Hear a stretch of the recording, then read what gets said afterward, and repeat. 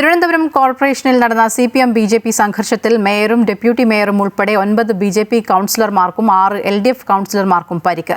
ഇവരെ medical college ആശുപത്രിയിൽ പ്രവേശിപ്പിച്ചു. കോർപ്പറേഷൻ ഓഫീസിൽ കയറി നാടകം കളിക്കാൻ CPMനെ അനുവദിക്കില്ലെന്ന് BJP സംസ്ഥാന അധ്യക്ഷൻ രാജീവ് ചന്ദ്രശേഖർ പറഞ്ഞു.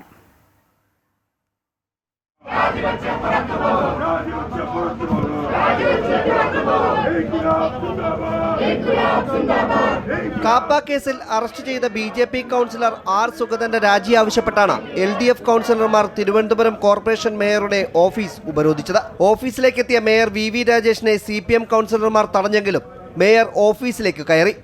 ഇതോടെ CPM BJP കൗൺസിലർമാർ തമ്മിൽ ഏറ്റുമുട്ടുകയായിരുന്നു. സംഘർഷത്തിൽ mayor VV Rajesh, deputy mayor Ashanath ഉൾപ്പെടെ 9 BJP കൗൺസിലർമാർക്കും 6 LDF കൗൺസിലർമാർക്കും ഒരു വനിതാ പോലീസ് ഉദ്യോഗസ്ഥയ്ക്കും പരിക്കേറ്റു. പരിക്കേറ്റവരെ മെഡിക്കൽ കോളേജ് ആശുപത്രിയിൽ പ്രവേശിപ്പിച്ചു. ജനാധിപത്യപരമായ സമരമാണ് നടത്തിയതെന്ന് കോർപ്പറേഷൻ പ്രതിപക്ഷ നേതാവ് SP ദീപക് പറഞ്ഞു. ബലം പ്രയോഗിച്ചുള്ള സമരം അനുവദിക്കില്ലെന്നും അനാവശ്യമായ പ്രകോപനമാണ് CPM കൗൺസിലർമാരുടെ ഭാഗത്തു നിന്നുണ്ടായതെന്നും VV രാജേഷും പറഞ്ഞു.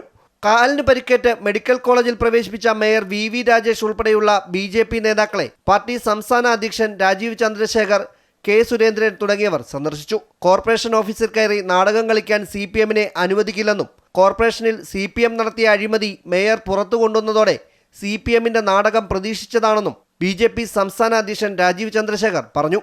ഇതിൽ എനിക്ക് ഒന്നോ രണ്ടോ കാര്യം CPMന്റെ ലീഡർഷിപ്പിനോട് പറയാനുണ്ട്. ഒന്നാമത്, CPMന് കോൺഗ്രസ് സ്പീക്കറിൻ്റെ ഓഫീസിൽ പോയി കലാപവും നാടകവും ചെയ്യാൻ സാധിക്കും. പക്ഷേ BJP മേയറിൻ്റെ ഓഫീസിൽ കയറാൻ ഞങ്ങൾ സമ്മതിക്കില്ല. അവിടെ കലാപവും നാടകം ചെയ്യാൻ ഞങ്ങൾ സമ്മതിക്കില്ല എന്ന് ഞാൻ ഇന്ന് ഉറപ്പായിട്ട്, അത് സഖാവ് പിണറായി വിജയനാണോ ഏത് സഖാവാണെങ്കിൽ ഞാൻ ഇന്ന് കൃത്യമായി പറയാൻ ആഗ്രഹിക്കുന്നു. പരിക്കേറ്റ് ആശുപത്രിയിൽ കഴിയുന്ന CPM കൗൺസിലർമാരെ CPM നേതാക്കളും സന്ദർശിച്ചു. അമൃത ന്യൂസ്, തിരുവനന്തപുരം.